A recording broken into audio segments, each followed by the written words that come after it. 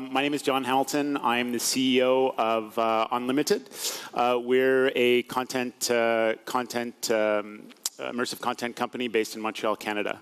So I'm here to present to you Trinity, next level graphics for cinematic VR. Trinity is a project that we are showing out here. Thank you very much, Unity, for inviting us to Unite Berlin. We're very excited to be here, of course. Might not be time afterwards for anyone who hasn't seen the experience yet, but we're going to be here, of course, all day tomorrow as well. Yeah, a little bit quickly about Unlimited, blah, blah, blah. I just said we're an immersive content company. We do AR, VR, and a whole bunch of other stuff, blah, blah, blah. Don't have time, so clients, blah, blah, blah, blah. So here to talk about Trinity. So Trinity, basically when we started, my background is in the film business. And when we started Unlimited 3 years ago, my goal was actually, for the company, was really to do cinematic VR at the highest level. So my partner and I, basically, my background is in the film business. I was a director, producer, eventually distributor. My partner was a director of photography, worked a lot in 3D cinema, created cameras for 3D cinema as well that were used on stuff like Lion King, to Cavalia, the horse show, to Life of Pi. So we had a lot of experience, particularly with stereography, coming in to working in VR. But of course, over the last 3 years, VR has changed dramatically, and we've gone from being sort of a 360 video company to actually a game company. So the advantage of that is really that as the CEO, I'm usually the dumbest guy in the room at any meetings, which is great for me. We've actually gotten into a lot of interactive programming, and this project actually, because it is interactive, basically pushed us into directions that we would really, I had never imagined that we were going to go in. So what is Trinity? Trinity, I like to call it a live-action, immersive, interactive, virtual reality, sci-fi head trip. We wanted to make a project in sci-fi just because we love it. And we think that really the market for VR is essentially gamers. So we felt sci-fi was a good place to start. The story is basically takes place 2,000 years into the future. No humans left. Basically, it's androids fighting against what I guess the internet has become, or what Kurzweil will say that the internet will become when finally it becomes conscious, the singularity. And so for these androids, the singularity has literally become their god. Even though it's a code god, it's still their god. So the strategy we had for Trinity was really to create a first and interactive VR fiction. Obviously, we wanted to push the technical and creative boundaries as far as we could. That's sort of the motto of our company, as I was saying. We continue to do that. The sort of bottom line is for us, it had to be a big movie experience. We wanted to shoot live action because, of course, we are filmmakers. We wanted to do high-end visual effects, and we also wanted it to have interactivity. The idea of developing a new story language was sort of really popular a couple of years ago. I'll talk a little bit more about that later. I'm not sure what the story language is of interactive VR fiction.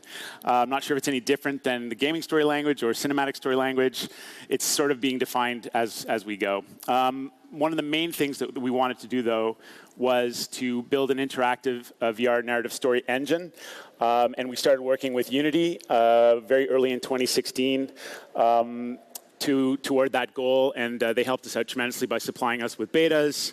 I'll talk a little bit more about that in the future slides as well. So numbers very quickly. From right now, what we have is the pilot episode. We're going to shoot 4 more starting this fall. So it'll be a series of 5. The first episode is about 10 minutes long. The second episodes will probably have much more interactivity and more gamification, so potentially could be indefinitely long, but I would imagine the next episodes will be anywhere from 15 to 20 minutes to potentially an hour or 2 hours each, depending on the interactivity of certain scenes. Essentially, it took us 20 months from the start. We started in January 16, was when we actually started experimenting with Unity and the story engine. And then we did it on a production budget of $1.5 million. So the challenges that we sort of were faced with off the bat, actually shooting 360 VR for us got very sort of boring very quickly because essentially most VR experiences are very, very stationary. So one of the challenges was actually making 360 video dynamic. And then also because we wanted to make live action, creating really convincing interactivity, really convincing 3D objects over a live 360 video. As the technology changed, as you'll see, we started using something as a transitional effect, which was point cloud and volumetric, which we originally wanted to use as a transitional effect, and it actually created whole new story possibilities for us. So we expanded our script, and we'll go into that a little bit later too. And then, as I was saying, using the game engine, cinematic transitions weren't, 3 years ago certainly, or 2 years ago, they weren't actually as obvious as you would imagine. So we had to come up with some innovative, shall we say, or novel ways to actually do cinematic transitions. We'll talk a little bit more about that later as well. So pre-production, just show you a few images. We'll sort of scan through these quickly, but of course, the monster was the first thing that we developed. This was sort of the image for us that really defined what Trinity was going to be like. Our monster ended up being a little bit different, but you'll be able to see the resemblances. And again, just going through different sort of images, we were sort of brainstorming about how we wanted it to look. What would a world be like where androids had basically been running it for 2,000 years? Would it be some sort of bizarro world? Would they be more human? We didn't know. And then eventually we started doing actual work based on the sets that we had discovered on our shooting locations in Prague, Czech Republic. So once we had sort of gotten everything done, gotten the basic story engine working on Unity, and sort of knew what our plan, and I say sort of because the plan changed multiple times, but we sort of knew what our production plan was. We left for the Czech Republic to actually shoot. The reason we went to the Czech Republic was because they're amazing creators there, amazing artists, great crews, and incredible locations. This is actually I think it's actually either a pre- or post-World War I truck/tank factory, an incredibly beautiful piece of architecture, which is basically falling apart, which is sad. But we were able to secure this and many other locations in this area for our sort of post-apocalyptic world. So we started with this as kind of our base location. This is Patrick Boivin, a brilliant, brilliant director who's got, I think his YouTube channel has 340 million views. He's done stuff like Dragon Baby, Iron Baby, and a number of other commercials for Nike and Iggy Pop and stuff like that. So fantastic guy. You'll see he's wearing a costume. Directing in VR, live VR, is actually either you're off in another room looking at a monitor somewhere, or you're actually on set with the other actors and directing that way. Pat chose to do this that way, so that's why he's dressed in the outfit that he is. This is Sébastien Gros on the right, who is our director, photographer, and stereographer with Patrick. This is on set. We had quite an extensive set, a lot of lighting.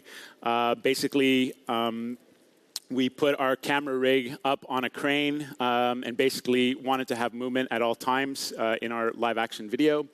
And I'll move on to, this is actually a shot of the actually live action camera rig. One of the things that we did do that changed everything was we decided actually to shoot volumetrically as well as live action. So what we did was, for every live action that we were shooting, we had an array of volumetric cameras. Very simple, actually. They were Microsoft Kinects, $90. Not anymore, unfortunately. They canceled them. But we used a very, very simple volumetric array and basically captured all of the depth information at the same time as we were capturing live video. And you'll see why we did that very soon. So this is just a quick video just to show you a little bit of the scope of the shooting that we did. When people watch the experience, and I actually take this as a compliment, when people watch the experience, sometimes they actually think our live actors are actual 3D characters, which I love, because if people aren't sure of what something is and they're happy watching it, then for me, that's all the better. So just gives you an idea of the movement we wanted to always have with the camera and all the information that we were capturing. I'll just give you an example. So this is basically this shot here is actually some volumetric point cloud information of exactly the same location, but just give you an example of this isn't quite a finished shot. This is a shot that was during post-production. One of our test shots, one of our proof shots, when we had actually created the ceiling in visual effects above. You actually see raindrops falling on the lens, which is all done. We did that in Unity. So it just gives you an idea, sort of a visual effects shot that we created, combining the volumetric data, combining live action, and combining it all in the Unity game engine. This actually is Hugues Brière from one of our colleague companies, Département, who really was instrumental in helping us with the volumetric data and a lot of our Unity programming as well. He's actually installing one of the Connects, one of the 2 or 3 Connects that we were using at all times on the actually big camera rig. So one of the other things we did was we actually shot a ton of green screen plates, and you'll see there's a volumetric, one of the Connects is actually vertical, along with a regular 2D camera on a green screen background. So we actually used, we had 3 main actors, one actor named Karel Dobry, and then two other actors who are sort of the stars of the piece. And then we had 10 stuntmen, as you'll see why in a little while. So we shot a ton of plates to create out of about 10 to 15 people, literally hundreds of people. And this is, whoops, sorry, go back. So this is actually an example of I guess what you would call a composite shot of all those different plates. I'll show you another shot a little later on. So on set, we needed to actually, once we had captured all of our volumetric information, we needed to actually reference it on set. This is where Depth Kit really came in handy. Depth Kit, we basically could literally take our shots right after we'd shot them, have a look at what we got, made sure we had all the right information. We were capturing RGB information as well at the same time. Which we actually didn't end up using a lot of in this episode, but we are going to use it in future episodes. So post-production. So basically putting it all together, again, got into Unity and started actually mixing the volumetric data, the point cloud data that we had processed and brought into Unity, along with some of the live action stuff. So just give you a quick example of that. You can see the live action shot again, and basically then we sort of matched it with the volumetric data. And the original reason we started doing this was because we needed, just because of the way the interactive engine works, and that it's always sort of setting up the next shot, I guess, or the next sequence or the next level, we needed a way to transition smoothly between that without the viewer having any sort of wait time. So originally, we started using volumetric data kind of as a transitional effect. What we discovered very quickly was that it sort of became its own thing, and we actually rewrote the script because we thought that the point cloud volumetric scenes were so cool that we just decided to make them a story element. And it was kind of very interesting because what the volumetric or point cloud scenes become is sort of a digital purgatory where after people are consumed by the one mind, they sort of end up in this digital purgatory, which is similar to, I guess, our human purgatory, if you believe in that sort of thing. So basically then in the post-production process, we started gathering. This is actually a shot of Karel. Karel actually came back. We originally shot in November of 2016. Karel and one of the twins, Barbara, I'm blanking on Barbara's last name, because we hired 2 identical twins to play the female androids. Barbara and Karel came to Montreal, and we did a second shoot, basically a second green screen volumetric shoot. And I forgot to mention, but back in the Czech Republic, we also did complete LiDAR scans of all of our sets. So essentially, we had all of the close-range volumetric depth data, and then we had LiDAR scans, architectural LiDAR scans of the entire set. What we discovered, though, is that once we had sort of transformed that into point cloud and imported that into Unity, it was massive. And so what we decided to do was only use part of the LiDAR scans, and we actually, on the far right-hand side, you'll see we acquired a 3D asset, which is, if anyone's ever been to Istanbul, it's one of my favorite places to visit. But that's actually the Sofia Agora, which is an incredible architectural gem. I think it's the original Roman Catholic cathedral that was built in 600 or 700 or something like that. That they've transformed into a Muslim, not a mosque, but I guess a Muslim temple. Anyway, we used that and basically stripped down all the information on it and used basically the basic skeleton information of it. And as you'll see in a little later on scenes, that actually helped us to really lighten up the load on particularly the volumetric scenes and focus on what we needed to do with the characters volumetrically. I won't go into everything that we did in terms of visual effects. We used Nuke, and amazingly, After Effects was a huge help to us in compositing work particularly. And then we used Maya as well to create the dragon. But essentially, one of the things that we had to do when we were creating the project is decide which visual effects we were going to do in a sort of standard feature film way, where we're going to bake the visual effects into the 360 video, and which effects were we going to do in Unity. And amazingly, we ended up doing most of our effects in Unity. The dragon itself is actually created by a visual effects company called Frima, an amazing company, a partner company of ours that we worked with.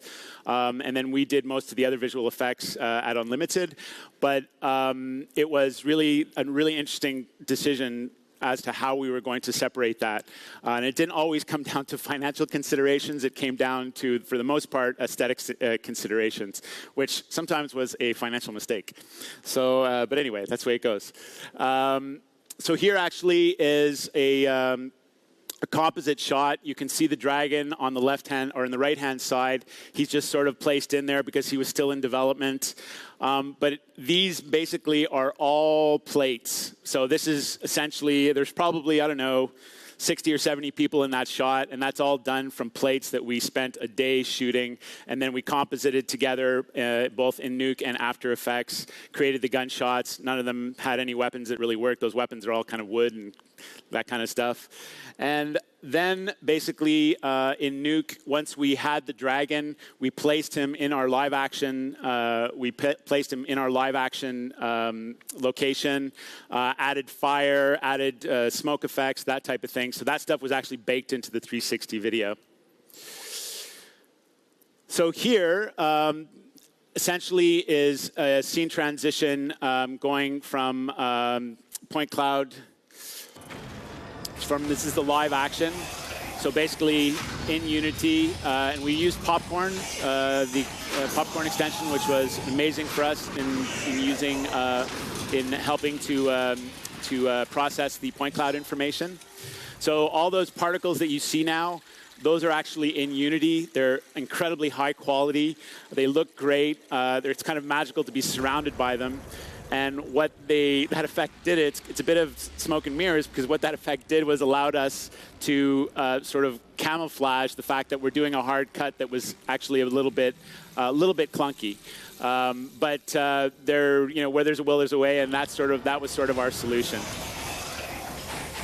You also see at some point when the dragon actually sort of falls down and dies, the code comes flying out of him. And I'll show you a scene a little further on of the fully finished scene as well. So one of the other things that was a big challenge to us, particularly when we started, by the time we were about a year in, it was easy.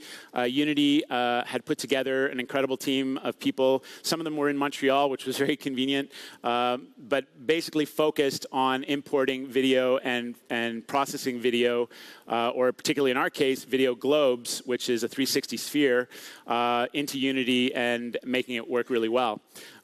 So this is actually This scene is actually, I guess, a little bit long. I probably could have cut it down a little bit. But just to give you an idea of the process that we were using, it was incredibly easy because of what they've developed in the post-production processing stack. Everything, as I'm sure most of you or a lot of you know, everything is very slider-based now, so we could make adjustments very easily. When we had to do things, there was still, of course, the openness. And again, I'm not a dev, so if I say something really stupid, forgive me. But for us, you know, we still had the openness in it. For instance, when we wanted to do the raindrops that were falling on the mask, we could get in, write our own code, and basically take what was already there and make it different and suit our needs. So that's actually the video globe there. This is actually video that's now coming up. So we're actually flying in. That's actually a visual effect that we actually did. So basically, you can see on the right-hand screen, you see that little globe. And so within Unity, we were able to manipulate and really go very, very smoothly between video sequences and live game environments.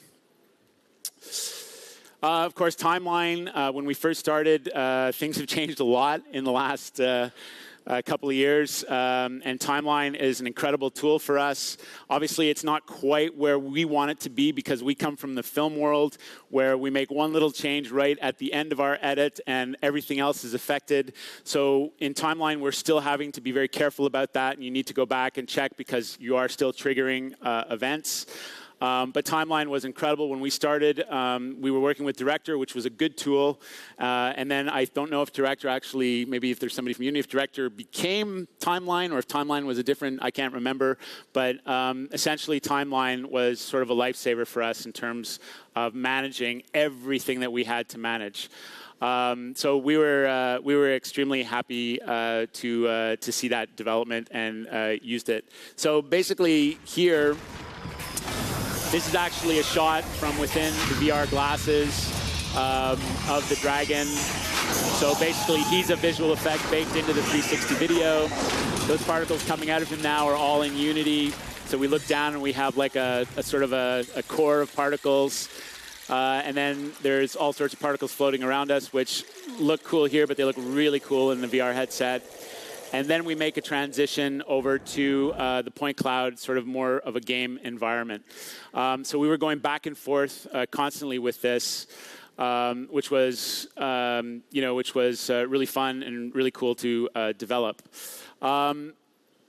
So that, in a nutshell, is kind of the visual, what we've accomplished or what we created with Trinity. So for me, where is the future?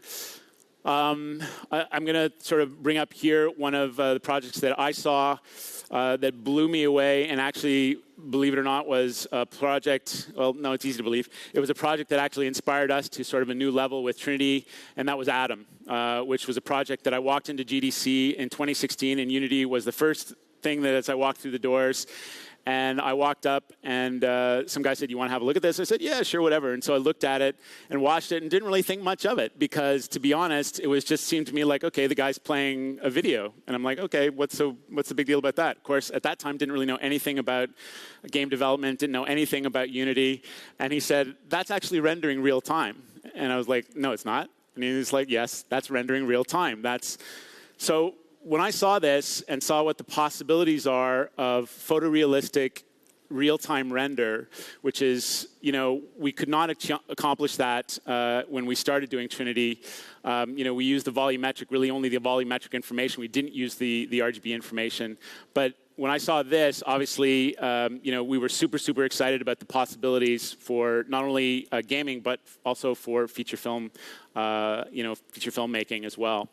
And then, of course, volumetric capture, we firmly believe is the future of all capture, whether it's for motion capture, whether it's for, I think people's phones within the next few years are going to be taking volumetric pictures, kind of like in Blade Runner, or if any of you have seen Blade Runner, I don't know. Where, you have a picture and you can actually walk through it. So volumetric capture for us is sort of the future of all capture. And we're really excited about that. And we're looking forward to the day when we actually don't have to shoot live sort of 2D video anymore. Difficult to process, and you're stuck in one place. We're looking forward to the day where you can actually shoot a movie and walk right through it, and walk around characters. And we kind of feel that day with, this is the Intel Volumetric Capture studio, which is huge. We feel that day is actually pretty close. It's just a question of throughput, and of course we know that changes all the time. So of course, the next biggest step for us, and the thing that we're really excited about, are actually integration of AI characters into interactive storytelling. Unity has already taken a step by integrating IBM Watson into Unity. We've started developing on a very low level characters that will actually respond to you in very, very simple ways. But we sort of feel that for interactive storytelling, this is really kind of the key to what we feel will be the new language of storytelling. No idea where it's going to go, but we're very excited, and we're already starting to do work on that. And we're excited actually to work with Unity potentially on going to the next level on that as well. So I'd just like to finish by saying, just kind of rocked right through here. But anyway, I hope I'm still on time. I guess the question for us is, are we getting more, are games becoming more cinematic, or are we going to have more gamified cinema? And I actually think they're kind of on a collision course. Cinema, I think, as it exists today, television and cinema I think people will always like it because it's a passive thing, and sometimes people just want to sit back and be passive.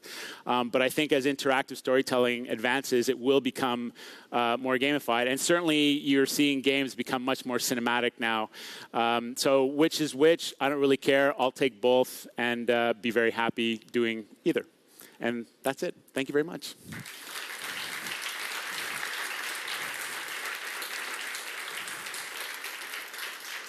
So I guess if anyone has any questions, to step up to the mics. I've been asked to ask that.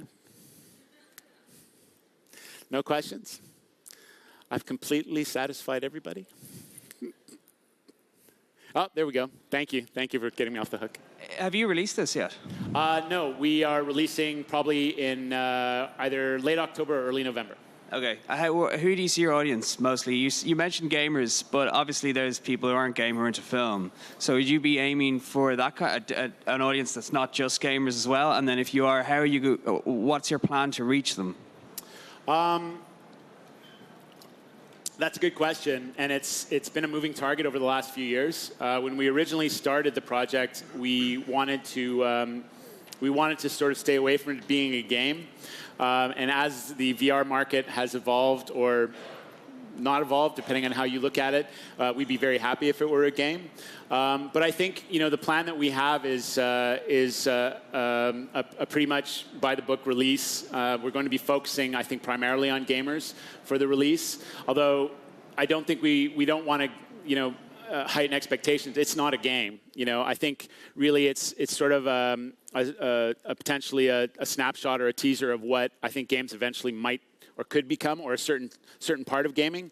But in terms of people outside the business, we're going to do pretty much a standard, I guess what in the film business used to be called a print and advertising campaign, but it's not really that anymore. But we'll probably do a standard campaign, but keep our focus, I think, pretty strongly on gamers. But a standard online campaign, word of mouth, bloggers, that type of thing. So. And would you put it for free? Are you going to charge for it, or do you make those kind of decisions? We're trying to determine what it's going to be, what the charge is going to be, but it's going to be well under, I think, $10. Well under. So we're not 100% sure, because essentially, right now, as this episode stands, it's about 10 minutes of gameplay, which if we're going to try to charge, even I think $10 for that, I think gamers who are used to paying $40, $50, or $60 for hours and hours and hours of gameplay will probably not buy it. As simple as that. As the episodes proceed and we sort of expand out the gamification and potentially episodes become an hour, 2 hours, 3 hours long with the gameplay in it, then obviously we'll be able to, I think, be able to charge more. But as it stands now, it's going to be pretty inexpensive. Thanks. Hi. Hi. Could you tell us a little bit more about the AI characters and what's your approach? Like, are you starting more from the dialogue or from the movement or from the action? Yeah, I think for us,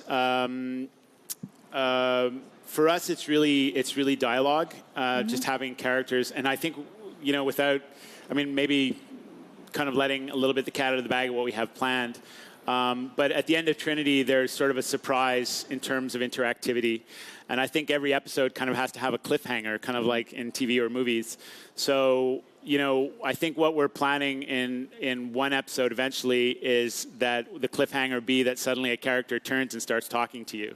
He literally says, no, and that you can actually respond to him. So that would be the thing that we're focusing on right now is using voice recognition and potentially having characters. I think, projects like Wolves in the Walls have already, which is an awesome project, and other projects have already developed the characters sort of following, where you are. But we sort of want to take it to the next level that using true AI, kind of like that scary Google AI where, they're ordering, reservations or something like that. And that's sort of where we would like to go, I think, with our AI characters. That's where we started developing. But, we're going to need a whole AI development team, I think, to actually get that accomplished. So we're going to need help. Oh, so great. come see me after if you want. Yeah. Thank you. Okay. Regarding the point clouds that you showed, are they captured with a single Kinect? I didn't really quite catch that, and it looked like the resolution was a bit higher than what the Kinect 2 can provide. Do you do any kind of magic on that? Well, I'm not the best guy to ask. We did have an array of Kinects, sometimes 2 and sometimes 3, depending on what we needed to capture. But I think really it was just more the processing between DepthKit and Popcorn. And then in Unity, using the post-production, if you're talking about the, what exactly you're talking about in terms of the resolution? Simply the amount of points per surface of the face and the body and everything. I don't know. I'm sorry, I don't really know that. But I think honestly, if we didn't get that data out of the Kinect, which I'm pretty sure we did, because we had to actually downgrade the amount of data. We actually had to downgrade the amount of data that we were using just because it was so massive. Yeah. So I'm not sure whether that happened in the processing between the time it left the Kinect and got into Unity, or if that was something that came out of the Kinect. But it sounds like you might know better than me. We've been doing a bit similar capture, and we didn't get this kind of quality, so I was wondering. I'll connect you. I can certainly connect you with our dev who worked on it, and he will answer those questions. Thank you very much. Sure, pleasure. Nobody else? All right. Well, listen. Thank you very much. Again, my apologies for being late, and enjoy the rest of Unite Berlin.